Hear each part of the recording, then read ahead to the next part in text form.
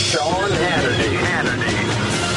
All right, thanks, Scott Shannon. Welcome aboard. Thanks for being with us. The best election coverage available on your radio dial. 1 week from today, you will know who won this election. It's 6 days until Election Day. Write down our toll-free telephone number if you want to be a part of the program. It's 800-941-SEAN if you want to join us. And don't forget to let Now Your Heart Be Troubled. Twitter Army Brigade is at Sean Hannity. And speaking of somebody that I follow on Twitter, it's at Sarah Palin USA on Twitter. Governor Sarah Palin is with us with like 5 million, followers compared to my, 600,000. How are you? I'm doing great. How are you? Are you staying warm and dry? And I'm fine. We lost trees on my property, but by the way, not the trees I wanted to go down that I'm not allowed to cut down, or else I get a $10,000 fine. But we lost trees on the property, and I had purchased a generator for the I got a little studio when I record things at home sometimes. So, so we're okay. But I feel bad for my friends. I mean, some people, they just got hammered. I mean, their houses destroyed, and, it's the shore in New Jersey and New York and Long Island got hit really, really hard. I tell you that round-the-clock coverage of all this, these photos, these pictures are just representing this devastation. And I tell you, from way across the country up north in Alaska, our hearts and our prayers go out to all those folks over on the east that have been so affected. Yeah, no, listen, and then, the good thing is everybody's stepping up and doing their thing and helping. And by the way, to their credit, both President Obama and Governor Romney are doing their thing. They both donated, and they're both, they delayed their campaigns and stuff. So now we're back to the election. How do you feel about the election now? You look at the different polls. I'm almost beginning to think they don't matter at this point. I agree. I don't like looking at the polls because everything's so flighty, and the different interpretations and the different poll questions, the way they're being asked. I think people are sick and tired of hearing about polls, and the only poll that's going to matter is that on November 6th. But we are back to the election, aren't we? Because in 6 days, we're going to find out whether America is ready to be fundamentally transformed, as had been promised by Obama, or will we fundamentally restore all that's good about America. This is the election of our lifetime, Sean, and I'm just praying people's eyes are open in this next week. There's something that has definitely happened, though, in this election where there's been a dramatic shift to Governor Romney. What do you attribute that to? I think the joblessness, it has just so opened people's eyes. People are realizing that if we continue down the road that Barack Obama put us on, where people have less opportunity for prosperity, for success, for security, and they're looked at as just being dependent upon the government to take care of needs and wants from cradle to grave, people understand that that's not America. That's not what built the most generous and prosperous and safest nation on the earth. So we need to get back to what it was that built us, and that is expectation for reward for hard work and development of our God-given natural resources in America. That's how we reindustrialize, we rebuild America. That's how jobs are created, and people realize that Governor Romney, the planks in his platform, represent ways that we can get there. Obama's, obviously, after 4 years, it doesn't work. I can't believe that that this even should be close in my mind. I just think if you look at 17 million more Americans on food stamps, that's 49 million Americans. 1 in 6 in poverty, 25 million underemployed, fewer Americans working, $6 trillion in debt. I just keep going to the basics. I don't get it. I don't get what part of failure people don't see here. No, I know why it's still close, and it is very close. So this is going to depend on who shows up to vote that day. It's still close because the corrupt media filters what President Obama has done and intends to do to this country. The corrupt media doesn't call him out on his blunders, his mistakes, his purposeful failed policies, and I believe that some of them are purposeful, so people will become more reliant on a centralized big government, this plan of big governments, and that is to create more dependency. The media is complicit in these failed policies of Obama's. Yeah. Well, it remains a close race. I mean, it's, 5 points in Gallup, 2 points in Rasmussen and his tracking poll, and Ohio is close, and Wisconsin is close, and Michigan is close, and even Pennsylvania is close, Virginia is close. I don't know what to make of them at this point. Well, the one part of polling that I have to admit that does confuse me is anyone who is extremely concerned about our troops overseas, about the future of our military and the strength of our military in order for the world to be a more peaceful place. It is America that needs to lead on being a strong military power. So anyone who is so cognizant of where we're headed with our military and concerned about our troops. What confuses me is poll numbers that show positive numbers for Obama from those who are extremely concerned about our military. Yeah, I don't get that, too. And this whole Benghazi cover-up, you know, it's funny. In the aftermath of Hurricane Sandy, Obama... All right, so he's out there in New Jersey with Governor Chris Christie, all right? And they show pictures of him, I guess, in the Situation Room.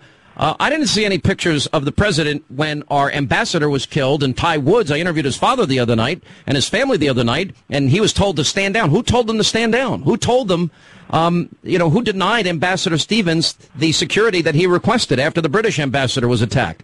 Why did the president not tell the truth that this was a terror attack for 2 weeks after the attack when they knew in real time what had happened?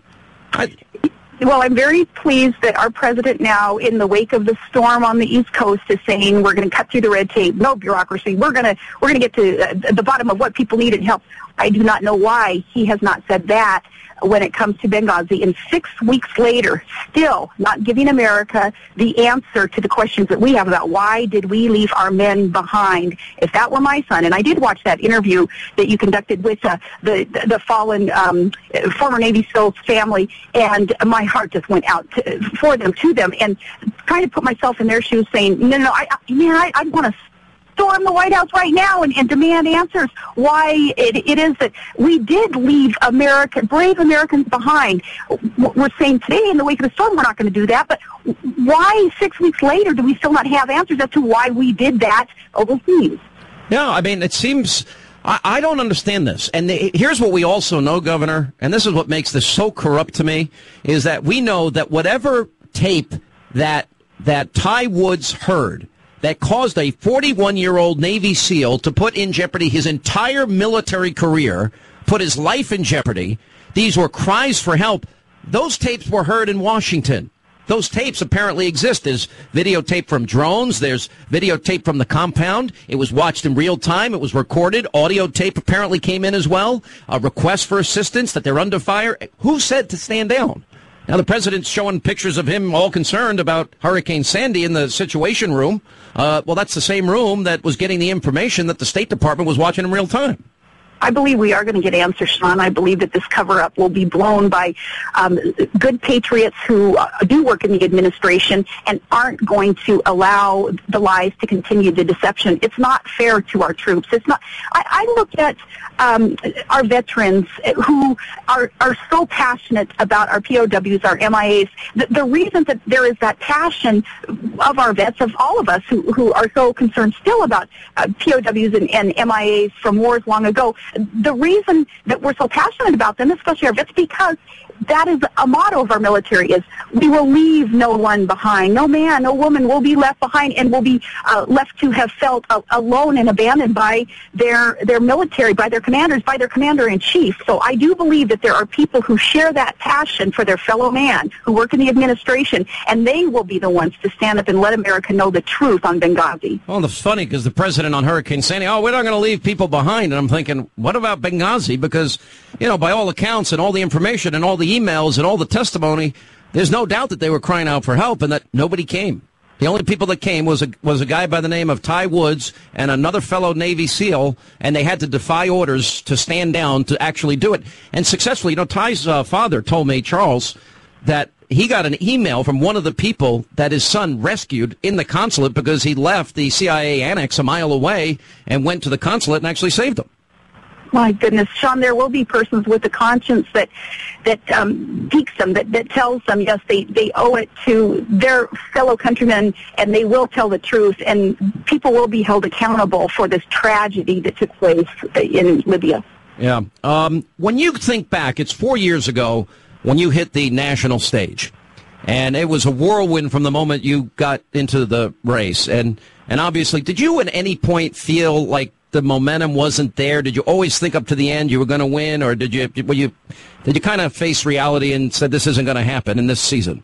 I honestly thought our reality was that America would choose John McCain to lead the country. Yeah. I honestly believed until the votes started coming in and we were told to hang it up that last day. I did not believe campaign staffers who were trying to, I think, just kind of put this wet blanket over the campaign the last couple of weeks. My friends and I, my family on the trail with me, we honestly believed that McCain was going to win, that no way would America believe that somebody who was inexperienced and had promised to fundamentally transform America and had so many questions still unanswered about his background, that America would choose him. And looking back now, I'm much less naive than I was 4 years ago in realizing that people wanted to hold on to something, and they held on to that nebulous, very benign and fake, hopey-changey thing that Obama was promised, because the economy was crashing those last few weeks especially, and people wanted to hold on to something even if it was a false promise. John McCain wasn't going to falsely promise anything. Obama did, and Obama is, the only thing he's really fulfilling is his promise to transform us into something really that we don't recognize. But no, Sean, I thought we were going to win. You know what's interesting, though, is I agree. I call it Obama mania, and people got caught up in it, and he's reading from a teleprompter, and people ignored any reference or analysis of his background, radical as it is, his lack of experience. I mean, he's totally inexperienced. We've learned now the danger of that because look at the economy, for one. And it seems that this time a lot of Americans, the greatest hope I do take from polls is that the independents that maybe got caught up in this are saying the reality on the ground here is he has not made this country better. We are far worse off than we were. He didn't keep fundamental promises. He's such a different person than he was in 2008. Negative. I mean, the most vicious campaign I think I've ever seen.